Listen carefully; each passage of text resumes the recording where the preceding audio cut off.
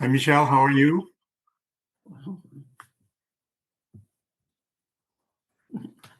Hi, Christian. Hi, Michelle. How are you doing? Fine. How are you?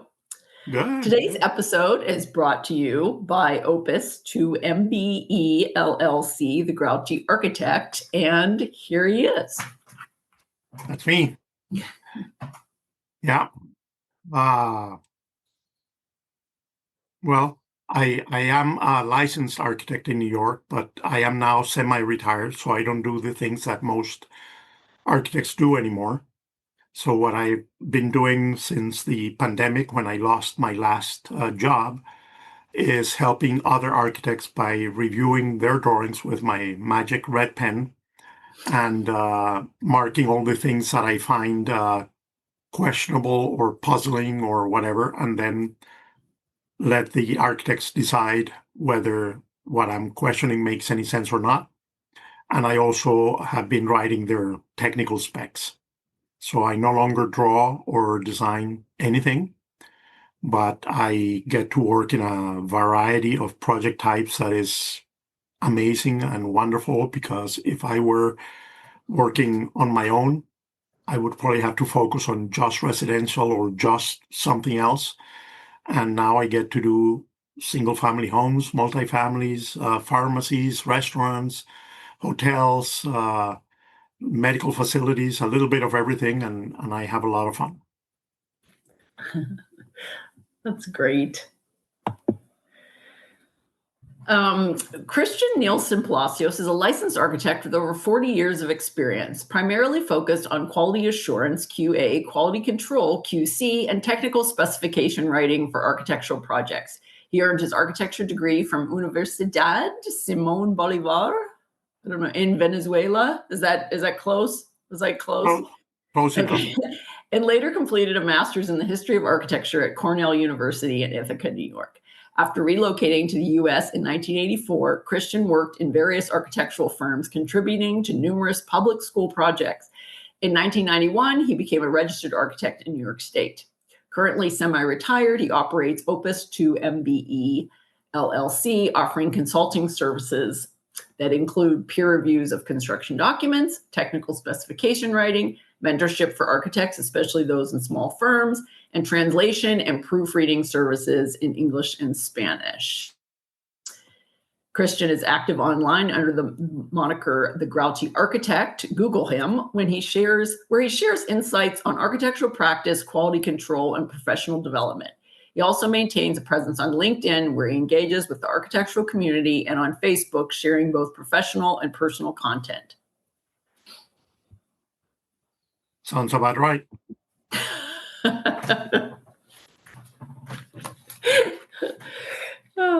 So that's if people don't know, that is Albert Einstein's workspace behind Christian. Not that my own workspace doesn't look similar to that in reality, right?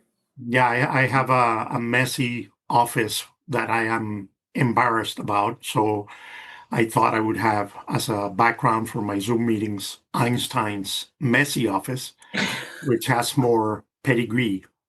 So, but I'm not quite as smart as he is, but don't tell anybody. And he won't be able to tell you because he's not alive anymore. Yeah. So, what are your first recollections of experiencing architecture? I'm going to guess, and since I know that you and I have in common a little bit about Denmark, but when I was 9 years old, my father, who was Danish, took the family to live in Denmark. I can go more into that later if there's time.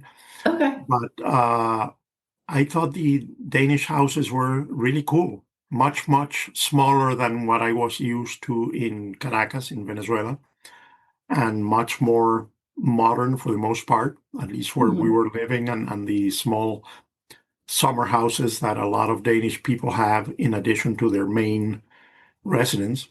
Mm-hmm. And I even remember the smell of the wood and all that kind of stuff, and I like that. But then in high school, I had a class in technical drawing, and I really enjoyed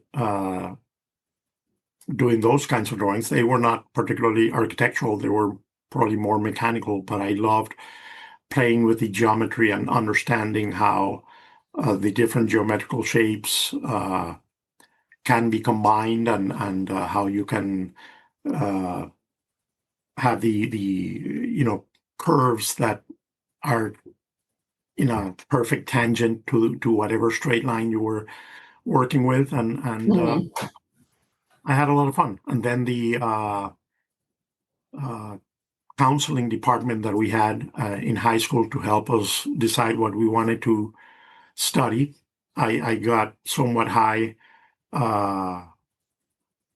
scores in that area, but I was debating whether to be an architect or a doctor. I wanted to be a pediatrician until somebody pointed out that not all of my patients would survive. Yes. And I am a wimp when it comes to death. I'm not afraid of death myself, but having a little kid under my care die was not something I could have dealt with. So architecture it was. I didn't want to be a veterinarian because of the same reason. Yeah.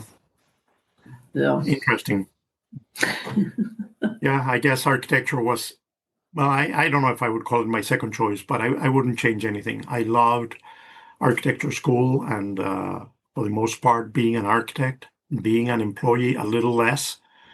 But right now, at almost 69, I'm having the time of my life working with colleagues like the people listening to this podcast. Yeah. And Christian and I know each other from the Entre Architect group. Again, like many of my guests, through the context and clarity that happened during COVID. I think, there was a daily, kind of a daily session. And I think it was really a great thing to have that kind of kept us probably a little bit saner during COVID. Yeah. And then your sister is also an architect, correct? Yeah, correct. But she's in Florida. I'm in Ithaca, New York, where Cornell University is, and she's on the east coast of Florida, somewhere near Jupiter. But yeah, she went to the same school that I went to, but a few years later. And yeah. And she's also an artist. Yeah, which I am not. She's a very talented artist and painter, and she can basically draw and paint anything. I cannot. I can draw anything with a computer, but I also stopped at AutoCAD. I eventually, after several decades of working, I rose through the ranks from starting as a draftsperson to becoming like an associate principal for one of the firms that I worked at, but that meant that I was doing more and more management and less design and drafting. So I missed the boat on Revit, for example. So I became the old guy who cannot draw. But that's fine. I'm doing other things and enjoying it very much. And then, so how long were you in Denmark for? A little less than a year. It was like an academic year, more or less. Okay. Well, my father was having some health issues with his kidneys and stuff, and he thought he was going to die, and he wanted to die in Denmark. Okay. So he took the whole family there, and eventually the doctor told him that he was not going to die, and that because we were all so homesick for Venezuela, he said, take your family back to Venezuela. You're not going to die from this. And he lived many more years. Did you learn Danish while you were there? I had friends, so I was repeating fourth grade when I was there. So I know that I had friends, and I communicated with people. So, but I am not. I suspect you may be better at speaking Danish than I am. I can still read and understand some. I love it when my cousins will post hopefully a short joke or something in Facebook, and I get it. When I read a little thing in Danish and I understand it, I feel so proud of myself. But to have a conversation would be difficult, and people would have to be talking to me and to me only. When I visited there, if we're sitting at the table having dinner together or something and everybody's talking at the same time, it might as well be Chinese.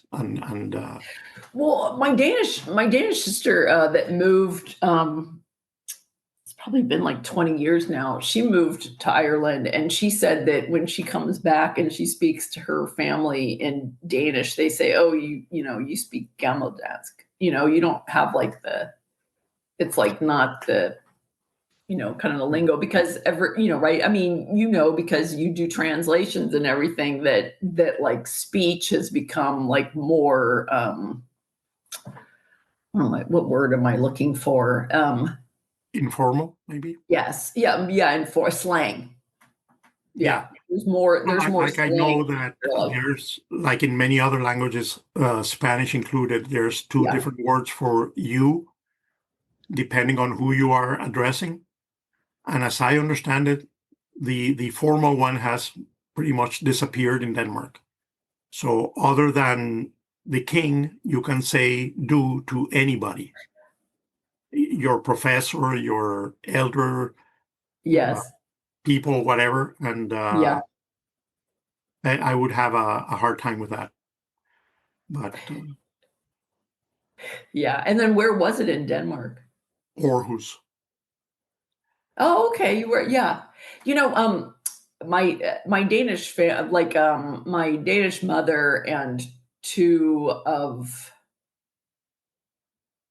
the girls, now three of them, actually, three of the girls are that they had three girls when I lived with them, and then they had two more girls after I left, and then they got divorced, and then my Danish mother moved to Aarhus. She's actually in Abeltoft, and then she had two of the girls with her, and then one of the other girls I got, and then my other Danish sister that's from Ireland, her summer house is in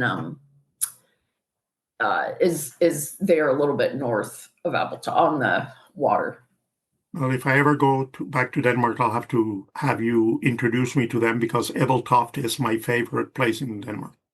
Oh, it is. Yeah. So she lives right. Yeah, she lives. I mean, I think I might have posted photos of it or whatever. And then there's this house that was all run down. And then my Danish family is saying, "Oh, why don't you move over here?" And I said, "Well, because it takes 25 years to become a citizen in Denmark. I would have had to start like a long time ago." And I said, "And I can't afford a place to live here." And then there was this broken down house in this in Appleton, and they said, "Oh, Michelle, you could probably afford that place." And I said, "I don't even know if I can afford that place or not." But yeah, well, yeah. So the ship museum and everything, they have like one of the like the tall ship museums there. Yeah. No, it's really, we were there at Yule, so it was nice. It was nice. So what are three classic buildings that you like, and why?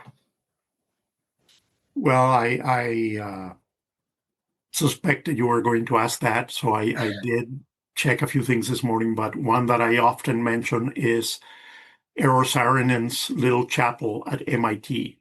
Okay. I love the interior of that little chapel, the way the light comes in and the way the water makes it reflect in a shimmering way on the walls, and the brick textures and all that kind of stuff. And it's a very, very small building. And Yes. in That's general, what I've heard. I've not been there, but yeah. In general, I tend to like smaller things where maybe because they're smaller, they can devote more time to the details and the craftsmanship of the building. Another one that is maybe the opposite that I like is IMP's National Gallery in Washington, D.C. Mm-hmm. And also the interior more than the exterior, although the exterior is very dramatic and what most people focus on. But I think when you go in and you see all the bridges and the escalator and the stairs and all that kind of stuff, it's so dynamic. It seems to be moving in every direction when you're there, and you can barely focus on the artwork in there. So, and the last one that I wanted to mention was a very small Gothic church in Nuremberg, Germany, that I visited in 1977, before most listeners were born here. But I was there kind of backpacking through Germany for 13 weeks with a friend, and it was a very hot summer day, and we went in there. It was the very first time that he and I, he's also an architect, had seen a Gothic building. And when we entered, the change in everything was so striking. You know, all of a sudden, it wasn't hot anymore, because when you have a 5-foot thick or more stone walls, it was cold inside, even though you were sweating outside.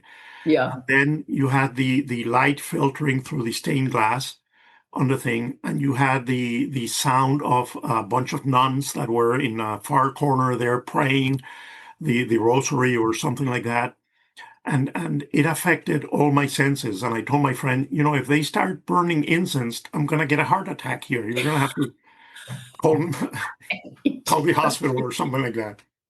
And the memory of that many years later, well, not that many, 4 years later, made me want to have my thesis focus on what other senses, in addition to sight, do in architecture.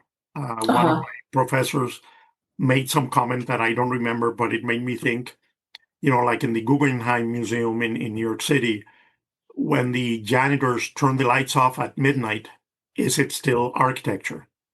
So I wanted to think about those things. And so I designed a building for the blind, just to see what touch and smell and even taste maybe and sound did for architecture. So yes, it was an interesting experiment. Yeah. It was one of my friends used that as one of the as like a project for her class at a community college that's here that I was I went to do crits for them, you know, for a few times for that project. And it's interesting. It's interesting what people kind of, you know, pick up on, right? Like, you know, like just as far as the depth, like when you cover your eyes, you know, is it better to have a wall right next to you, or is it better to have the wall, right? Because typically, right, a blind person will say that they want it further away because they would walk into it if they, even though they can sense it, you know, that they would rather have it a little bit further away from them and be able to, you know, touch it with their, or know it that way. I mean, was that your experience, or what did you find from that? Well, in those days, there was no Google. Thesis. So I remember that I spent the summer before my thesis in Boston, actually, staying with some friends who were going to MIT or Harvard, I forget. And so I spent like 2 weeks going to the MIT library every day and going through their little card catalogs and picking out all those little 3x5 cards and finding books, and then getting photocopies made of things that I found interesting, that had to do with that, the polysensory perception of space, and architecture for the blind, and visited, was it Stanley Tigerman's library in Chicago that I don't think exists anymore. I think it was demolished, but it was for the blind. And I had a lot of fun reading about those things and imagining what other things we could be doing in architecture that are not just for the people who can see them. And I think I learned a lot. I still like my floor plans. I left the elevations to the very end, so they are lousy, and I'm not proud of them, or hope no one ever sees them again. But my thesis defense, the harshest critic was a professor who told me that I had invented a lot of non-existing problems just to show that I could solve them. And in hindsight, he was right. But I also think that that is the purpose of a thesis when you're doing research. Make up some problems and find out solutions for them, because that's how you learn. Uh-huh. And I had a good time, and I passed. And then I graduated, and I love teasing you Americans with this, but I graduated on a Saturday, and on Monday I had my own firm with 5 other people, because things in Venezuela and in many other countries are very different than from here, and graduating from whatever academic program you are in is enough for you to practice whatever profession you are, whether you're an architect, an engineer, a dentist, a doctor, a lawyer. That's it. You don't have to go through the ARE and 3 years of experience with somebody else and take all the exams and all that stuff. But then I came here 3 years later, because my 5 partners were, and still are, brilliant architects and scholars. And they all had masters from Harvard, Yale, and MIT. And I was the dumbest one. I was also the youngest one, but I decided, okay, I have to match these guys. And so I came to get a master's at Cornell, and supposedly for 2 years, and 41 years later, here I am, still here. But and you wrote a book, right? Because you got a master's in architectural history, and then you wrote a book. Yeah, I originally was supposed to get an M.Arch from Cornell. But during my first semester, I realized that I was having a lot more fun with my minor in history than with my major in design. And so I asked to switch, and they allowed me to do that. And so I was in the History of Architecture graduate program. And one of the things that I loved was learning about the history of architecture in the US and England and so on in the 19th century, and the origins of the profession as we know it. So I love learning about those guys like Richardson and Hunt and Sullivan, whatever, and how architecture was different, and the apprenticeship model that started first, and then the École des Beaux-Arts model, and how many of them went to France to get their degree and then started the same thing here. And so I focused on that for the time that I was there. And I also remember the school that I went to in Venezuela was a very new architecture school. I am a member of the 5th class to graduate from there. So I think it started in like 69 or something, and I graduated in 81. It was a 6-year professional degree. So that's also why we are allowed to practice the day after we graduate. And the founding faculty was like 80 or 90% Cornell alumni. The guys who got together to create the School of Architecture in that university, I think all but one were from Cornell, of the founders. And then eventually there were more, but they kept talking about Cornell this, Cornell that, and Le Corbusier and the, what do you call it, the 5 architects, and Hedjuk and Graves, and all the guys, and the clean lines, and modernism, and Gropius and Mies, and all that kind of stuff. And then when I was here at Cornell, I realized that for most of its history, Cornell had been the prototypical French school, with everybody having gone to the École des Beaux-Arts and them teaching this, and they winning the Rome Prize every year with their very classical designs and so on. And that surprised me a little bit. So I said, how could it go from being a very classical French style school to being the Corbusian school that my professors talked and bragged about? So I decided to study that kind of period because I knew that up to the 30s it was very classical, and then from the 50s on it was very modern. So I decided, okay, let me see what was happening at Cornell between 1929 and 1950 or something like that. And there are still those schools out there that are classically trained, and it's all about. There's one in Salt Lake City. One of the colleges in Salt Lake City is all. Yeah, I don't know about that one, and and I appreciate both things, but it was interesting to see what was happening and how the faculty had changed and how the Second World War affected things, and Yeah. So yeah. So I did write the thesis, and then I just, as an experiment, I just converted into a Kindle book on Amazon, and it's there. And I keep procrastinating on creating a paperback version because apparently many of us architects still prefer the hard copy that we can hold on our hands instead of reading on our iPad. But I don't read. I try not to read that much. I try not to even read things on my laptop. Actually, it's like yeah.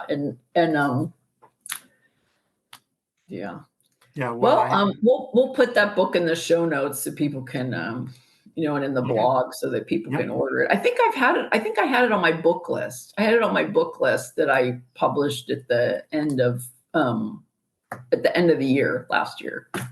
Yeah. Well, just like my thesis on designing for the blind, my thesis on writing about Cornell, I had a lot of fun, and so I published it because I wanted to give the chance to other people to read what I did.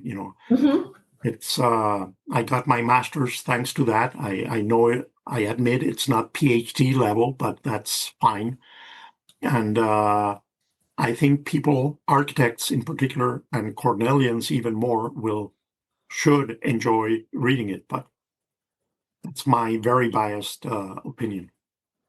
I'm going to do a podcast with the person, but there was the person, it's Bill Scott, that he was a Taliesin fellow, but he also had he had a degree in architecture, and then he got his master's in architectural history, and so he's in charge of the organic architecture and design division. He's in Kentucky. Then there's another guy that's in Chicago, and they're archiving all of the Taliesin fellows' work in this place in Arizona. And so I went there, I posted some pictures on my Instagram, but he was just saying that he thought that really, I mean, the people that know architectural history are typically people that have an undergrad in architecture and then go on to architectural history, because he kind of sees that you really can't, even though there's a ton of architectural historians are out there that don't have a background in architecture, but he really sees that you have to understand architecture from an architect's in order to understand a lot of the architectural history, which of course there's different focuses, right? People will focus on different things, and depending on what their background is, if they get their master's or PhD in architectural history, so it's like the people that are more interested in kind of like the social context of things will choose that, and other people will choose more of like the architectural design and things that, Yeah, my experience at Cornell was interesting because I don't think the less than half of us were architects, of us students in the grad program. So there were people there with bachelors in French or English or whatever, and they were studying, and they were brilliant. But I remember in particular one year, the summer of '87, we went on a summer course to Europe to study Baroque architecture. One of my professors was a specialist on Baroque and modern architecture, German stuff. And it was, I think, the first time that grad students had been invited, because it was usually only for undergrads. But I know the undergrads treated me like a celebrity because I actually knew how to draw. I was the only one among the grad students in that trip who was also an architect. And they were amazed that I actually could draw a floor plan. And the others couldn't do that. They also at that time, I love languages. Like you said, I need to get better in my Danish, but at that time I was taking a lot of Italian and German classes. I love those two languages, and unfortunately I let them become very, very rusty. But in 1987, I was still pretty decent. And I thought at one point that I might continue for a PhD, which I didn't. But one of the requirements was that you had to have reading proficiency in at least 2 foreign languages. And I took the test in German and Italian because I thought taking it in Spanish was kind of cheating. And I Christian. Well, but I passed both. That's good. That's good. In 1987, I had reading proficiency in German and Italian. And in that trip to Europe, we went to Italy and Czechoslovakia and Germany and Austria and all that. And I could communicate with people, and all these undergrads were also, oh my God, Christian can talk to anybody. Plus I had friends in Germany and in Italy that I got to see. And Christian knows everybody. So there was a lot of really fun. And I mean, I've seen that people that know Spanish, Italian's a little bit easier for them. It is very much easier. And my friends tease me about it because I got like an A+. No, not an A+. I got an A in Italian all the time. But getting an A+ is impossible because Spanish makes it a lot easier, but it also makes it impossible to get it perfect because they would always make some stupid little mistake that we could attribute to the fact that I knew Spanish. I said something the Spanish way instead of the Italian way. Yes.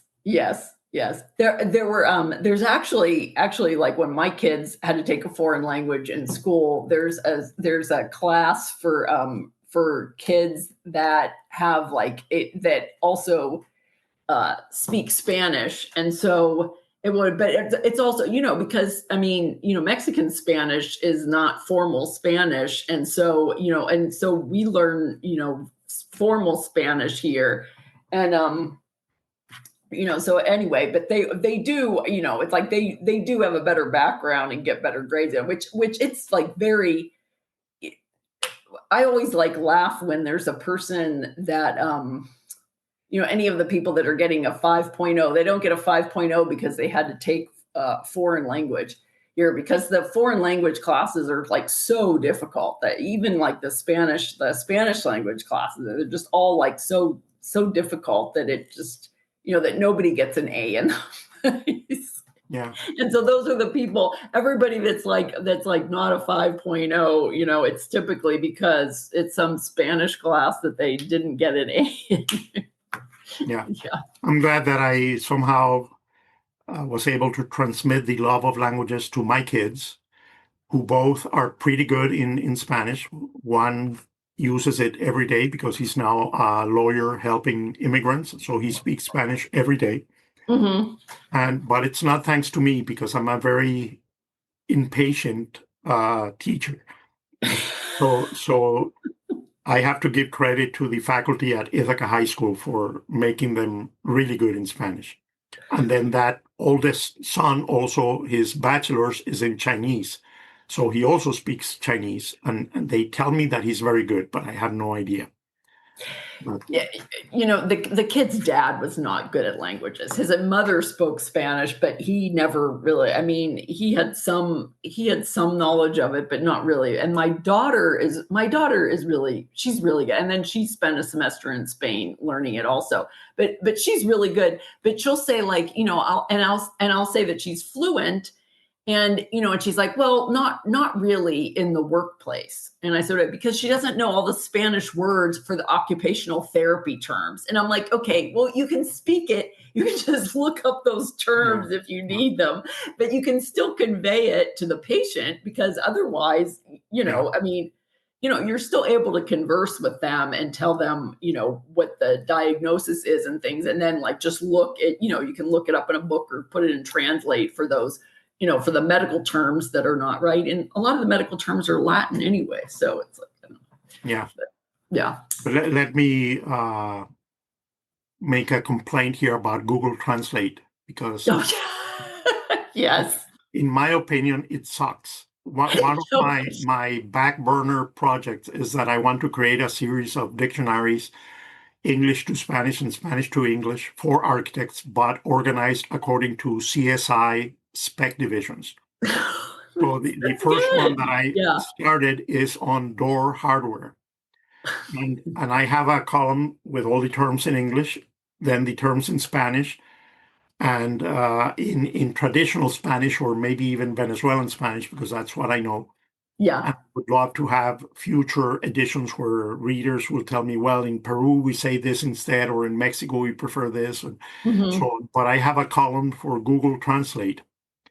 And the translation that Google Translate gives me for spring hinge only makes sense if there's also a summer hinge, a winter hinge, and an autumn hinge. So you can see how bad Google Translate is. So tell your daughter to not rely on Google Translate, because you never know what it's going to come up with.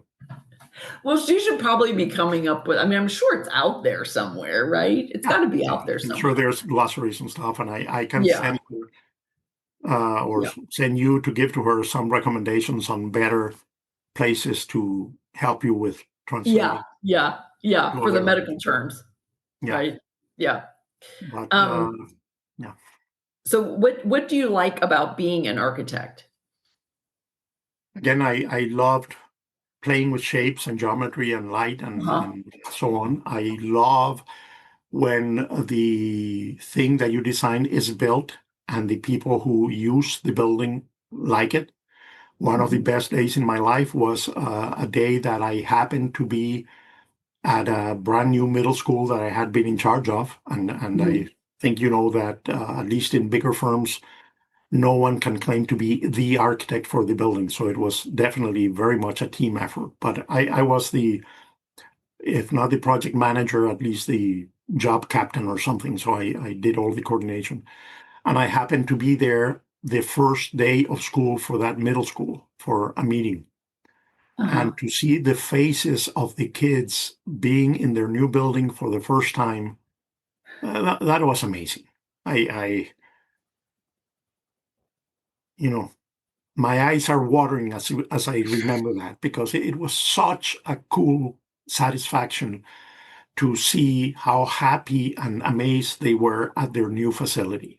And you gotta love that, Yeah. And I suppose that, I haven't done almost any residential myself, but when you have a client or a family and the husband and wife and children, whatever, and they go to their new house and they love it, it must be similar to that,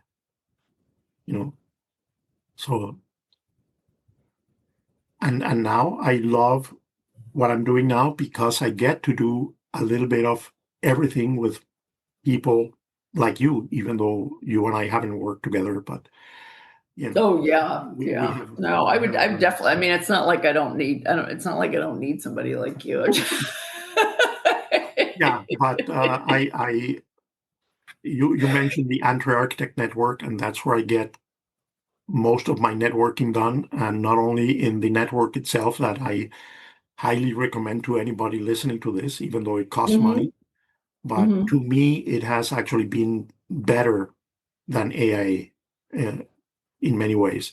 Even the Facebook group, that's where we started with during the pandemic that you mentioned, Context and Clarity, in those days where we were totally isolated from our colleagues. I had lost my job in a way, Mm-hmm. That's how I got to network and get to know some really wonderful people. And the impact that networking has had on my income is amazing. Oh, that's good. Love it. That's good. Yeah. And that's why I got to know you. I believe it was in Ecclestock in 2021 in Vermont. Yes. For those listening, Michelle makes great pizza. And, and then I wonder, I mean, I'd like to see like what, I mean, he's supposedly doing, building out there. yeah, you mean Jay? Jay. Jay Yeah. Crowley? Yeah. Yeah. Yeah. And he has asked for my help in one of his projects, one of the medical facilities that I mentioned a while ago. And he's one of many, Uh-huh. at least half, if not more, of my clients have come from that networking, those in the Facebook and the network. And probably 80% of my best friends are now from those two groups too. And I mean, and there's the Architect and Allies group also for people Yes, that yes. that aren't architects, but are in engineering or any of the other trades or construction product salespeople or construction, any of the consultants. For And then, those listening who might not be familiar with it, the Architect group in Facebook is supposed to be limited to architects, architecture students, and liars. I always say because I know for a fact that there's a couple people in that group that are not architects and are not architecture students, but their contributions, in my opinion, are so valuable that I am not going to out them. But that's why Mark LePage also created the Architects and Allies to allow for non-architects to also participate. For the non-architects who are not also liars, the Architects and Allies group is a great place to be. I mean, there are some that like go and I don't know. I think sometimes people think that like people wouldn't notice, but it's like so obvious from some of the things that they add that we're like, what, that person couldn't possibly be an architect. Like what, but I don't know. I mean, if they feel like they can, right? Like I'm sure in the Mothers in Architecture group, I'm sure that there's men there that are like, oh, we have to be there. But but they've kind of said like, oh, if you feel like you're a mother, then you can join. Yeah. Well, no, the people that I'm thinking of right now are the spouses of architects who actually run the office. Oh, So yeah. all their comments about the business of architecture, they know more than many of us do. No, exactly. Even though they themselves are not architects or students of architecture. So they're wonderful people and they provide very good feedback on questions and stuff. So I like that. Yeah. And I think also those people have kind of been there from the very beginning. They've kind of like been there the whole time or something. I mean, yeah, that's true. Yeah. So what would you like to say about the future of architecture? It seems to be pretty exciting. I became the old guy who cannot draw, so I don't know how to do Revit or BIM of any kind or 3D drawings or something. So I still do. Whenever I draw something, I have to do it the old-fashioned way with AutoCAD, which is also not the old-fashioned way. I learned to draw by hand. Me too. Rotring pens and the mail line and triangles and protractors and all that stuff, and I love that stuff. And but now with the artificial intelligence thing, I think things are going to get pretty interesting and exciting. I have played with it in some non-architectural ways, and I find it both fun and scary. I downloaded an app on my phone that creates music and songs if you give it certain prompts. So I gave it some prompts, and it created the Enter Architect song that I posted in my YouTube channel. Maybe you can put a link to my YouTube channel too, which Okay. Okay. two or three things, but the best one is this song that I posted. They're hoping that as we speak, because it's 6 p.m. in Boston right now, where the anti-architect crowd is doing karaoke right now. Oh yeah. Okay. Okay. Somewhere in Boston. So my dream or my hope is that they are going to be singing my song. That is not really my song because it was created by artificial intelligence. And I just made it into a video that could be on YouTube so that they can have the lyrics show up on their screens and they can. Is the thing tonight? Is it tonight or last night? Karaoke is supposed to be tonight at Karaoke's tonight. Eastern Okay. time. So right now. Okay. But All right. yeah, artificial intelligence is going to be very interesting. And again, I'm almost 69, so I'm not going to be there for when it takes over our jobs or any of those fears that people are having. Yeah. But they're exciting times, and I hope I'm alive to see some of the good stuff that's going to come out of that, and not the crappy stuff that is coming out right now. But Mhm. Yeah. Well, I've done a couple. I mean, I did the one with Greg Tate on the kind of the renderings that he like puts in, and I've kind of said, yeah, it's all about, right? It's all about kind of the input, that, and that's going to be like what you're going to get back. If you're not inputting the correct things, then it's not,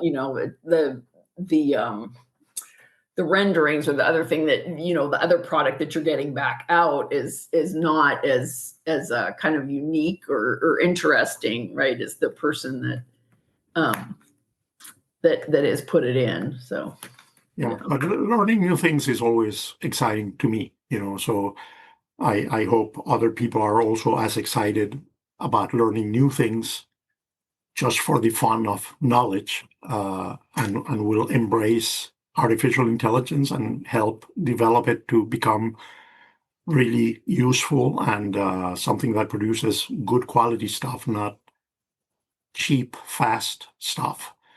Mhm. I remember seeing drawings in that trip to Europe that I mentioned before, drawings of Balthasar Neumann, the Baroque architect. And his drawings were amazing. And they were drawn at a time where there was no electricity and there were no main lines. Maybe there were drafting tables. I don't know. But Yeah, I think there were. I think yeah, there were but he drafting had tables. Yeah. fantastic drawings. So And who was it? Who did you say?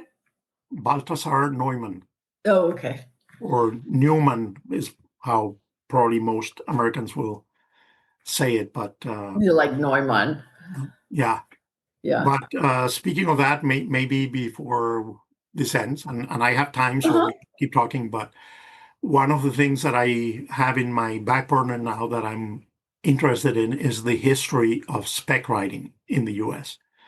Because I doubt, I remember when I was studying, again, 19th century architecture, that Henry Hobson Richardson Mhm. did a lot of buildings with the same builders, the brothers such and such, I forget their name, Mhm. but they wrote to him asking, what do you want us to do here and stuff? And he said, well, do the same thing you did in Trinity Church last year. So I suspect Richardson never wrote a spec.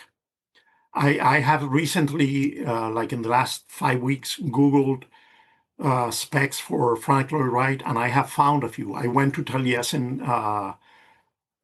when was it? In March. And I Yes. saw in one of the drawings that is exhibited there in the Yeah. corner, there were some concrete specs right on the drawing. And that made me Okay, want so to. I can get you because the project manuals, because a lot of that stuff, the foundation sold things to the Museum of Modern Art. What the Museum of Modern Art didn't want, they didn't want either, and they didn't have the room for it. So they actually have the project manuals at this organic architecture and design facility. And so they've got like a whole bunch of them, and then and then they also have an eBay site. So if you ever wanted to purchase any of the stuff, because like for one of the ASU buildings, it's like they had the project manuals and everything of the specs for for all of the different contractors. There were 50 people that they put it out to. And so when they got it back, when they got it from ASU, they had 50 manuals. So they're not going to keep all 50 of those. So they had a bunch of those. So you can actually purchase some of that stuff. Yeah. Yeah. So I like saw them and they're all numbered. Yeah. And that's what I would like to ask the listeners, if they know of any other resources, or if anybody in the Society of Architectural Historians has already written a book or articles on spec writing. And it's not just Frank Lloyd Wright. I thought he would be the easier one. And again, it was triggered by visiting Taliesin last March. But I would love to see if Richardson and Hunt and Sullivan and Can and so on, what did they do for specs? Well, I mean, at the time, you were working with builders that knew how to, they're kind of like the master builder, right? They knew how to do all of those things. I mean, that's what I see, and I feel like we're kind of, the people that are our age are kind of the ones, they're kind of the last ones that kind of really learned a lot of those techniques for things. I mean, I know the contractor that I use, he knows how to do a bunch of things. And so I'll work with him on things. So some people will say, oh, why don't you have a drawing for that? And I said, well, a lot of the projects that I do, they're existing, and, there's existing conditions, and then we're adding on, and some people want that to look at. I said, so I don't do a detail for that. I just say, like, match the existing detail, because you have a better chance of somebody to do what is actually there to match. If they can see it, then for them to look at, it in a book or anything. But, I know. And then, I just think, I mean, you look at some of their drawings. I mean, we have the drawings for, or we had the drawings. I don't know where I was. I was like telling Bill Scott, like, yeah, we used to have a set of Walter Burley Griffin and Marion Mahoney's drawing blueprints because, because my late ex-husband's grandparents lived in the Schneider house in Mason City, Iowa, that's on the Glen there. And so we had the blueprints for that. I mean, I don't really know where they are right now, but that set of drawings was only, it's like, I don't believe that there were any specs in it. I mean, I think that it was them. Yeah, it was them going to the site a lot to do it. And then a lot of that stuff wasn't documented. I mean, some of it was documented, but other times it wasn't. It was just, and so even like some of the things like they'll say, oh, and Frank Lloyd Wright was all about even the things that he wasn't on the, the construction. If he couldn't go to the site, there were a lot of things like when he went to Europe, with when he took off to Europe for a couple of years. I mean, a lot of the people that were doing the work, they weren't, either they were documenting things or they were coming up with the stuff. And some of that stuff they just didn't, because he wanted everybody to think that he did everything. so a lot of that stuff wasn't documented. Other stuff was documented. And I mean, they have a ton of like books and archival things, and just and then one of the people they had they'll donate all of their the fellows will donate all every single book or whatever that they had, they'll donate it to the thing, but then they have to go through and kind of figure out like what is worth what's worth keeping, what isn't worth keeping, and sometimes they're books, and these books, which is what this Bill Scott was saying, these books are the books that that they used to use for different methodologies, right? And so, but there'll be this book, and you'll like think and say, oh, I don't know what that book is, and he's like, oh, that book is like they used to use like like these things from this book, but if you didn't know that, you wouldn't, you wouldn't know where that information was coming. So you should really, the next time that you're there, or, I mean, the guy's in Kentucky, and I don't know, but I mean, he, you can talk to him on the phone, or, I can send you his email. Please. Yeah. Yeah. I would love to do again a little bit of architectural history in that field. Because I remember part of the fun that I had doing my research for my thesis was that at Cornell, they had saved all the files and well, not the cabinets, but there were boxes and boxes and boxes Yeah. of letters and memos and Yes. stuff in there. Yes. And it was Yeah. fascinating to see, like in Ithaca, back then, there was a train. We don't have that anymore. I mean, there are train tracks and the trains bringing coal or something go by, but not Hmm. passenger trains. But the faculty would go to New York City on the train, and they would send letters in the mail and say this guy would write a letter on a Tuesday saying let's meet at such and such restaurant in New York City unless I hear back from you before Thursday.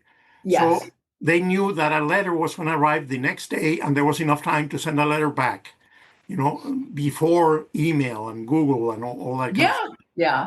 And Yeah. and that was to me fascinating. And I Hmm. hope that the people who own all these documents that at least digitize them, take pictures of them or something. Well, see, because Bill Scott is also an architectural historian, I mean, that's why, one of the guys there had told me the last time I went to, he's like, oh, do you want to go through these drawings? And I said, the last thing you want to do is have me try to go through somebody else's drawings. I can't even go through my own drawings. It would be, I mean, I wouldn't throw anything away. I said, you need somebody that like can make can make those decisions. And so that was kind of Bill. And he said that he even had like 2 volunteers there, and then they were going through things, and then he was like bringing up stuff, and the 2 volunteers were like, oh my goodness, like we can't do this job because we don't know any of this, though you have the architectural historian background too. So I think it would be very good. I mean, I'll like definitely connect you guys, because that's definitely, because they need somebody to help Yes. do that, document things, go through all of that. And yeah. That would be, for me, it would be a lot of fun. Okay. Or Okay. other people would hate it, but you know, No, and I love old book. I got this old book. It was oh my gosh. I'll actually just hurry up and run over here. So so the one that I picked up, and it was just on the and it was on the top, but it's this book, and it's called Camping. And it was by one of the fellows. I forget which fellow. It was the one that they were going through. I mean, my son Griffin went through a bunch of books. We got like 3 boxes of books here. But just all of these I mean, we have like several other, we actually have a John Ruskin. We have a couple John Ruskin books, but I mean, just even like, just like, I mean, this, I'll put it in the show notes too, but I mean, just like this whole thing, like these birds, right? We've got birds on the bird motif on the top. And so this was another thing, right? Because they would use these different motifs. And so they have all these books that have like different motifs on them, or they have these they call them abstractions with Frank Lloyd Wright. So they've got all these abstractions from all the different fellows. And then these are, trees. And then these are fish down here on the bottom, and then, and of course, all the book plates, and then the little diagrams for, this one's about camping. So they have different, they have a bedroll. I actually have another. I like to camp. People don't know that about me, but I like to camp. But they have, these little bedrolls, and I have this other camping book. And then just all of these like little they have oh yeah, these are all of these little tent structures that they have in here.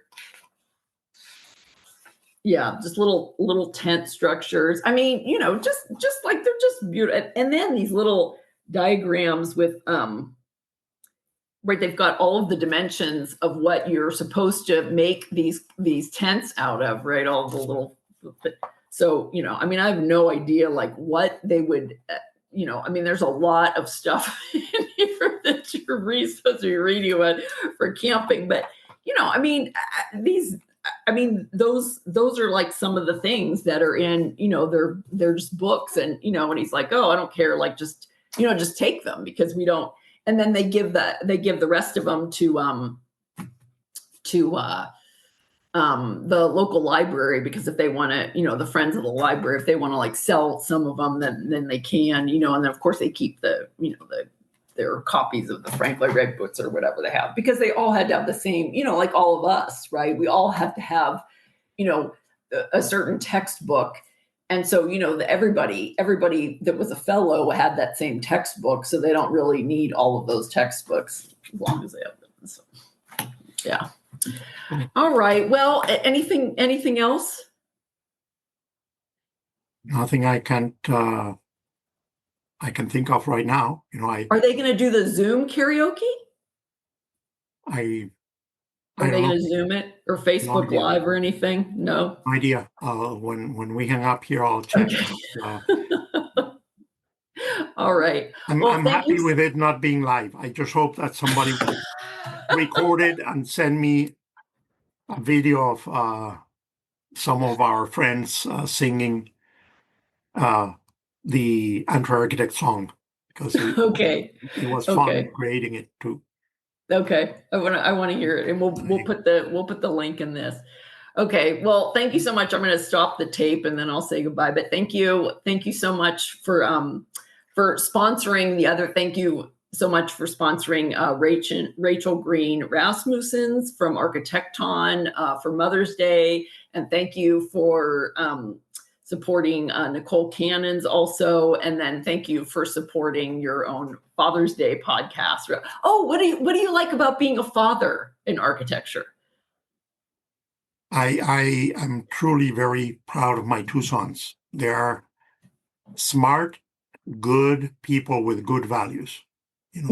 Like the younger one is working on solar energy developments. So sustainability from that point of view. And again, the older one is helping people not get deported, and it's a tough job these days with all the crap that's going on. So he has, unfortunately, very few successes and a lot of stress. But oh, really? I'm so glad that he's doing that and that he thinks that is what he wants to devote his life to. And he was living in LA. Not anymore. And was living in a Patrick Ty building. He was. But now they're both in Brooklyn, half an hour away from each other. So that's also very nice, being on the same time zone as us. And the fact that the two of them get together once or twice a week. They hang out, they like each other, and I hope they will continue to like each other. Oh, yeah. If they like each other at this age, I'm sure they'll like each other later on. Yes. Well, thank you so much, and happy Father's Day, Christian. Thank you. Have a good Father's Day, all the father listeners. Yes. Thank you. Okay.